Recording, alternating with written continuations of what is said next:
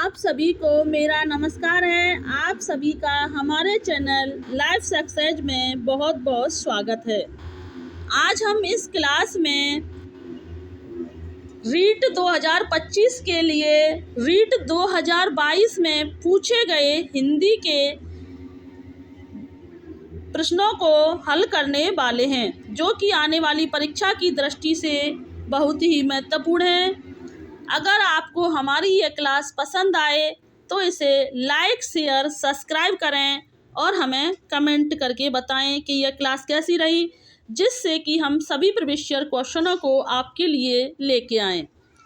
तो देर न करते हुए हम क्लास शुरू करते हैं कि वाक्य के अंग हैं। वाक्य के अंग हैं। नंबर 1 उद्देश्य, नंबर 2 विधेय, नंबर 3 विकल्प ए विकल्प बी दोनों। विकल्प ए विकल्प बी दोनों सही हैं। तो वाक्य के अंग हैं उद्देश्य ए और विधेय। विकल्प ए और विकल्प बी दोनों सही हैं। इनमें से कोई नहीं है। तो वाक्य के जो अंग माने जाते हैं, तो विकल्प ए और विकल्प दोनों सही हैं, क्योंकि वाक्य के उद्देश्य और विधेय जो हैं दोनों ही वाक्य के अंग माने जाते हैं।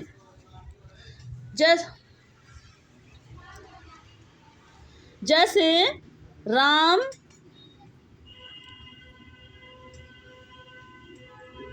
स्कूल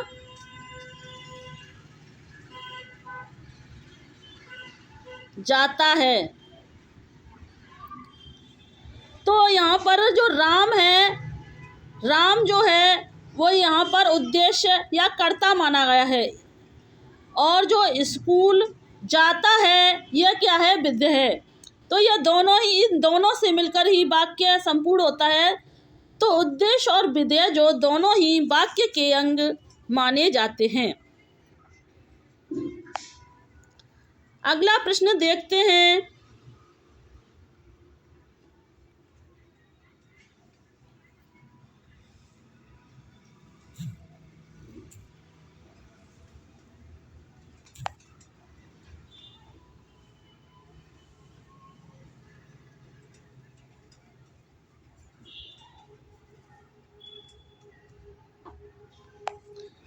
अगला प्रश्न देखते हैं कि जो वाक्य मुख्य उद्देश्य एवं मुख्य विधेय से बना हो वह कहलाता है। नंबर 1 संभावनार्थक वाक्य, नंबर 2 आश्रित उपवाक्य, नंबर 3 संकेतार्थक वाक्य, नंबर 4 प्रधान उपवाक्य।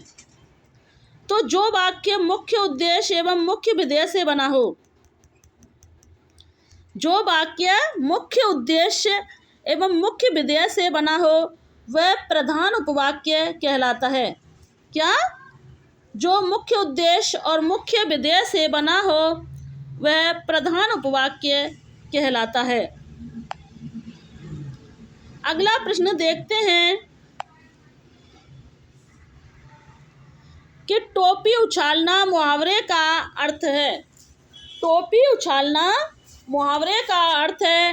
नंबर 1 अपमानित करना, नंबर 2 छिपकर षड्यंत्र रचना, नंबर 3 रक्षा करना, नंबर 4 ध्यान रखना। तो टोपी उछालने का जो मुख्य अर्थ माना जाता है वो किसी को अपमानित करना टोपी उछालने का मुहावरे का सही अर्थ माना जाता है। टोपी उछालने का मतलब होता है किसी को अपमानित करना है। अगला प्रश्न देखते हैं कि मौज मस्ती में जीवन बिताना। मौज मस्ती में जीवन बिताने के अर्थ में उपयुक्त लोकोक्ति है। नंबर 1 अपना रख पराया चख, नंबर 2 अपनी करनी पार उतरनी, नंबर 3 8 कनौजिए 9 चूल्हे। नंबर 4 8 बार 9 त्योहार। तो मौज मस्ती में जो जीवन बिताने का अर्थ है वह 8 बार 9 त्योहार जो हैं वो मौज मस्ती में जीवन बिताने का अर्थ माना जाता है। अपना रख और पराया चख का मतलब है कि अपने सामान को सुरक्षित रखना और दूसरे के सामान को खर्च करना है। अपनी करनी पार उतरनी का मतलब है जैसी करनी वैसी ही भरनी होती है। अगला प्रश्न देखते हैं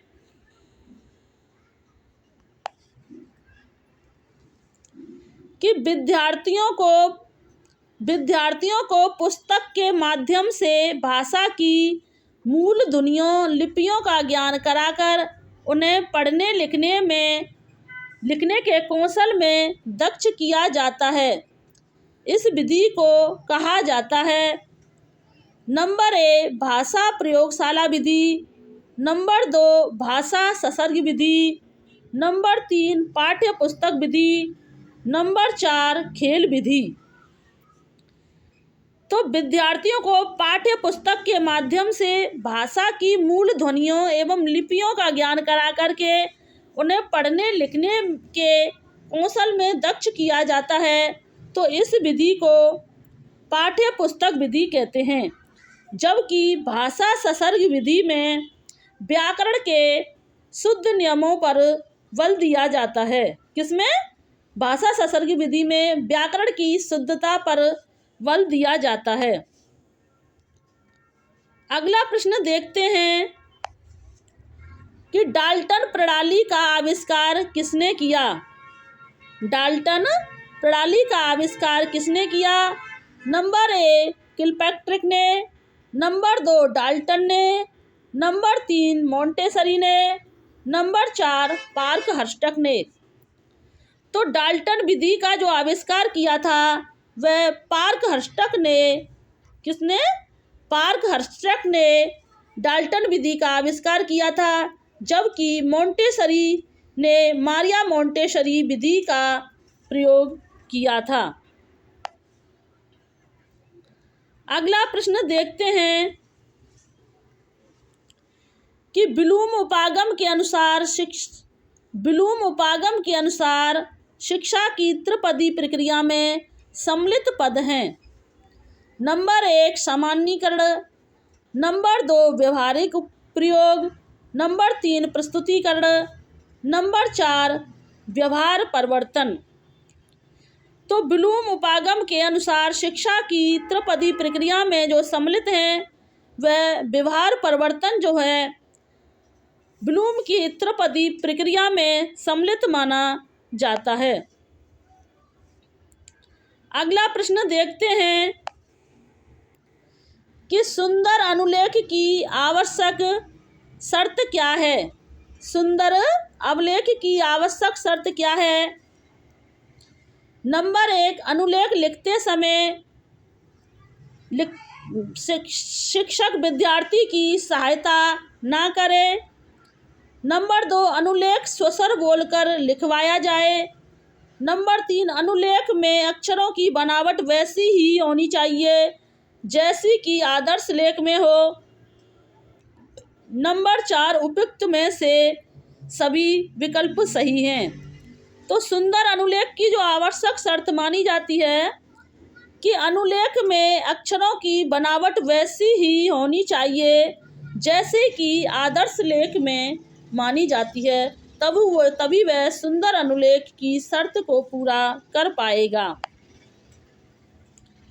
अगला प्रश्न देखते हैं कि भाषा शिक्षण का दृश्य श्रव्य साधन है।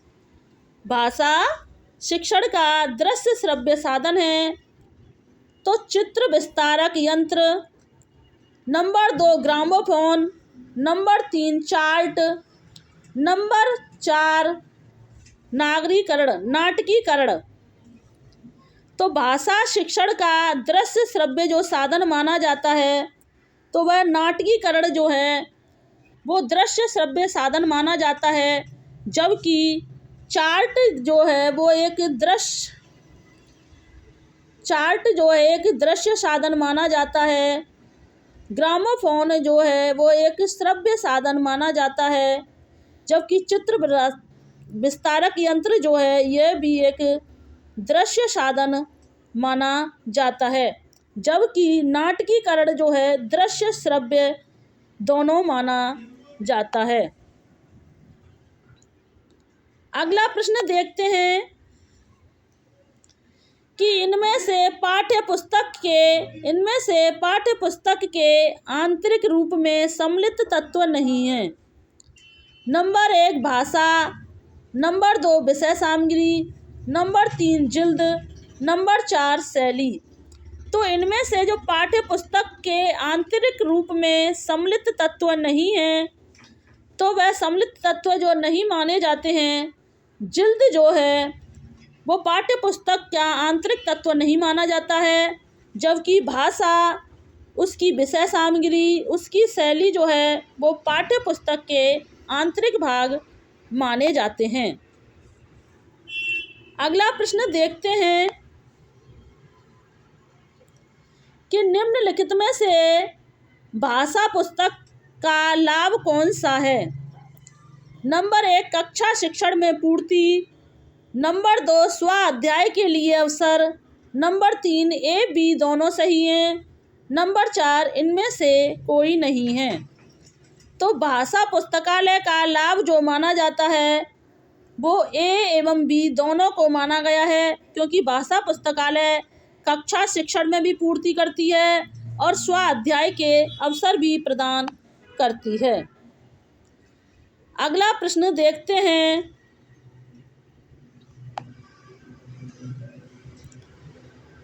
कि इनमें से मौखिक परीक्षाओं का गुण है। इनमें से मौखिक परीक्षाओं का गुण है। नंबर 1 एक शिक्षक एक समय में एक ही छात्र की परीक्षा ले सकता है, अतः अधिक समय लगता है। नंबर 2 मौखिक परीक्षाओं को वस्तुनिष्ठ नहीं बनाया जा सकता है। नंबर 3 इन परीक्षाओं से विद्यार्थियों के तीन भाषाई कौशल, सुनने, पढ़ने और बोलने का एक साथ मापन किया जा सकता है।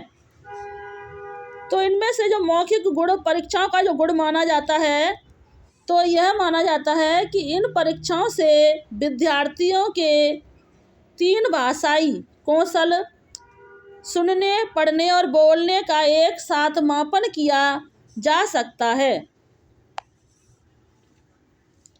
अगला प्रश्न देखते हैं कि निम्नलिखित में से उपलब्धि परीक्षण के निर्माण हेतु सम्मिलित पदों में से कौन सा पद नहीं है।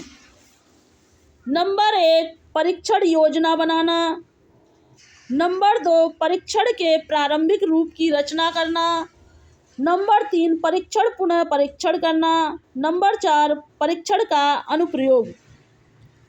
तो निम्नलिखित में से उपलब्धि परीक्षण के निर्माण हेतु सम्मिलित पदों में से कौन सा पद नहीं है। तो परीक्षण का अनुप्रयोग करना जो है उपलब्धि परीक्षण का पद नहीं है। अगला प्रश्न देखते हैं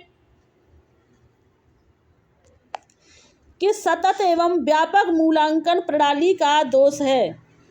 नंबर 1 तो सतत एवं व्यापक प्रणाली का जो दोष माना जाता है, तो हम आपको इसका डायरेक्ट आंसर दिखा देते हैं। इसमें यह आपको दिखाई नहीं दे रहा है। इसका उत्तर है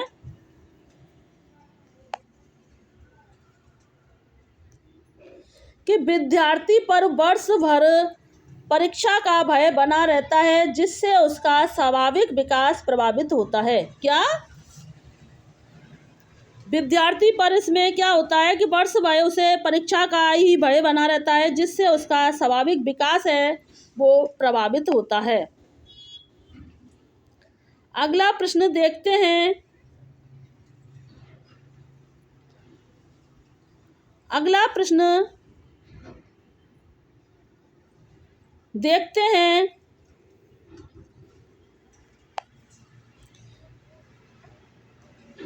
कि ट्रेडी शब्द के ट्रेडी शब्द उत्पत्ति के आधार पर माना जाता है?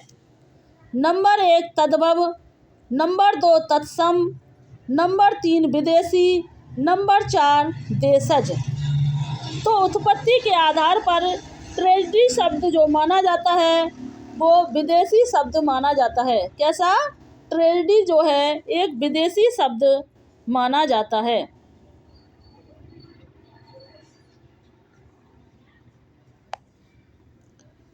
अगला प्रश्न देखते हैं कि सुधाकर का पर्यायवाची शब्द है। सुधाकर का पर्यायवाची शब्द है नंबर 1 रसाल, नंबर 2 प्रभा, नंबर 3 शशांक, नंबर 4 मलय। तो सुधाकर का जो पर्यायवाची शब्द माना जाता है वो शशांक को माना जाता है, जबकि सुधाकर के अन्य पर्यायवाची निशाकर, चंद्रमा, राकेश आदि शब्द माने जाते हैं। अगला प्रश्न देखते हैं कि जिसकी संवेदना के रूप में अनुभूति हुई हो वाक्यांश के लिए उपयुक्त शब्द है। जिसकी संवेदना के रूप में अनुभूति हुई हो वाक्यांश के लिए उपयुक्त शब्द है नंबर 1 प्रसूत, नंबर 2 व्यंजनाएं, नंबर 3 संवेदित, नंबर 4 संवेग। तो जिनकी संवेदनाओं के रूप में अनुभूति हुई हो वह संवेदित कहलाते हैं। किसकी? जिनकी संवेदना के रूप में अनुभूति हुई हो वह संवेदित कहलाते हैं। अगला प्रश्न है कि आवश्यक शब्द का विलोम शब्द बनाने के लिए कौन सा उपसर्ग प्रयुक्त होगा? आवश्यक शब्द का विलोम शब्द बनाने के लिए कौन सा शब्द प्रयुक्त होगा? नंबर 1 आ, नंबर बी अन, नंबर सी अना, नंबर 4 अन।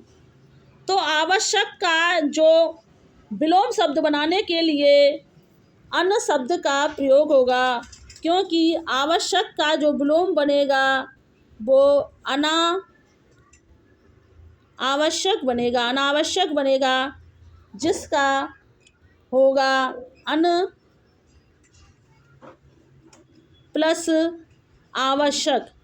क्या होगा? अन प्लस आवश्यक, इसका संधि विच्छेद होगा तो यहाँ अन उपसर्ग जुड़ेगा।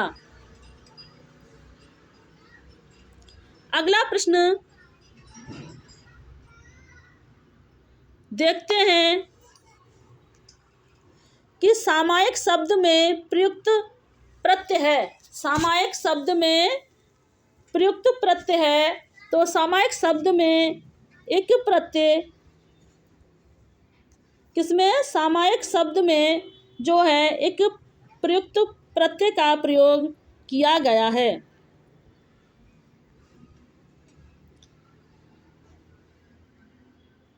अगला प्रश्न देखते हैं कि नित्यार्थ शब्द में संधि है। नित्यार्थ शब्द में संधि है नंबर 1 यड़ संधि, नंबर 2 गुण संधि, नंबर 3 दीर्घ संधि, नंबर 4 वृद्धि संधि।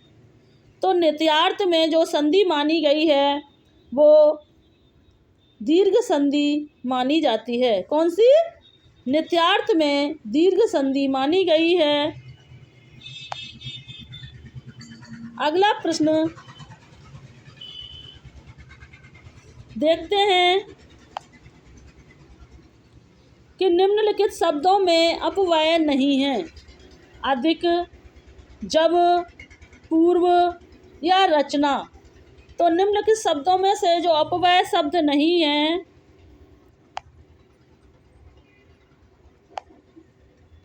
वह रचना शब्द को अपव्यय शब्द नहीं माना गया है, वह जबकि अधिक, जब और पूर्व जो है अपव्यय शब्द माने गए हैं, जबकि रचना जो है वो अपव्यय शब्द नहीं है। अगला प्रश्न देखते हैं कि अनुस्वार शब्द में कौन सा समास है। अनुस्वार शब्द में कौन सा समास है? तो अव्ययी भाव समास, तत्पुरुष समास, द्वंद्व समास या द्विगु समास। तो अनुस्वार शब्द में जो है वो अव्ययी भाव समास है, क्योंकि जिस समास में उपसर्ग का प्रयोग किया जाए वहाँ अव्ययी भाव समास होता है, और अनुस्वार में अनु उपसर्ग जुड़ा हुआ है, तो इस तरह इसमें अव्ययी भाव समास होता है। जबकि तत्पुरुष समास में कारकों का प्रयोग किया जाता है, और द्वंद्व समास में दोनों पद प्रधान होते हैं, इसमें योजक चिन्ह का प्रयोग किया जाता है। और द्विगु समास जो है वो संख्यावाची होता है। संख्यावाची शब्द जो है वो द्विगु समास माना जाता है। अगला प्रश्न देखते हैं कि वह शब्द में सर्वनाम है। नंबर 1 निश्चयवाचक सर्वनाम, नंबर 2 संबंधवाचक सर्वनाम, नंबर 3 निजवाचक सर्वनाम, नंबर 4 अनिश्चयवाचक सर्वनाम। तो वह शब्द में सर्वनाम है तो निश्चयवाचक सर्वनाम। तो वह शब्द में जो सर्वनाम माना जाता है वो निश्चयवाचक सर्वनाम माना जाता है।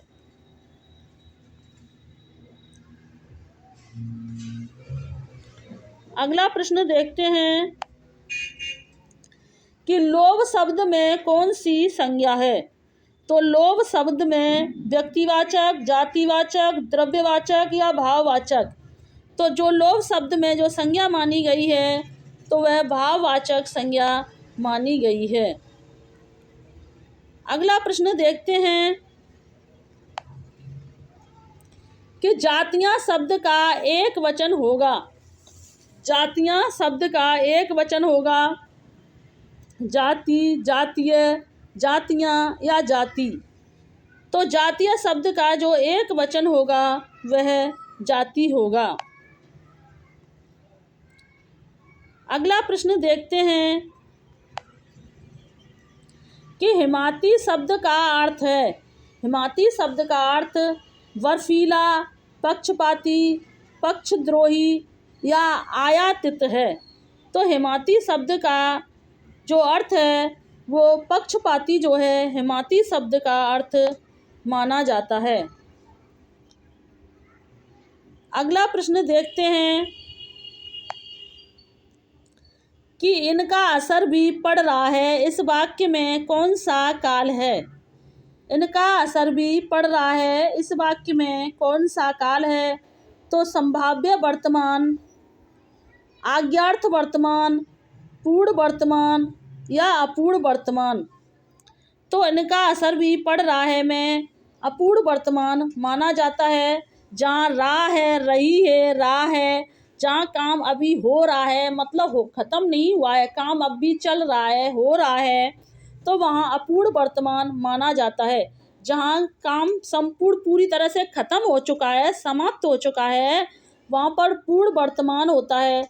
जहाँ पर हम किसी को किसी काम की आज्ञा दे रहे हैं तो वह आज्ञार्थ होता है। जहाँ किसी काम के होने की संभावना है, शायद वो आ रहा है, तो शायद, तो इस तरह से संभावना वर्तमान माना जाता है। अगला प्रश्न देखते हैं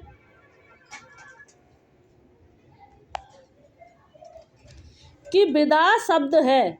विदा शब्द है उभयलिंग, पुल्लिंग, नपुंसकलिंग या स्त्रीलिंग। तो विदा शब्द जो माना गया है वह एक स्त्रीलिंग शब्द माना गया है। विदा कैसा शब्द माना गया है? तो विदा जो है वो एक स्त्रीलिंग शब्द माना गया है। अगला प्रश्न देखते हैं कि व्यक्ति शब्द का बहुवचन रूप होगा। व्यक्ति शब्द का बहुवचन रूप होगा व्यक्तिक, व्यक्तित्व, व्यक्तियों या व्यक्तित्व। तो व्यक्ति शब्द का जो बहुवचन होगा वो व्यक्तियों जो है व्यक्ति शब्द का बहुवचन होगा। आज का अंतिम प्रश्न देखते हैं कि राजस्थानी भाषा के भाषा शब्द का मानक हिंदी रूप है। राजस्थानी के भाषा शब्द का हिंदी रूप है भाषा, तो वह मानक हिंदी रूप है तो वह भाषा है। कौन सा? राजस्थानी के भाषा का शब्द का मानक हिंदी रूप जो है भाषा माना जाता है। आज की क्लास को हम यहीं समाप्त करते हैं। अगर आपको हमारी यह क्लास अच्छी लगी हो तो इसे लाइक शेयर सब्सक्राइब करें और हमें कमेंट करें। इस क्लास को ज़्यादा से ज़्यादा रीट की तैयारी करने वाले अपने मित्रों को शेयर करें। Thanks watching this video. जय हिंद, जय भारत।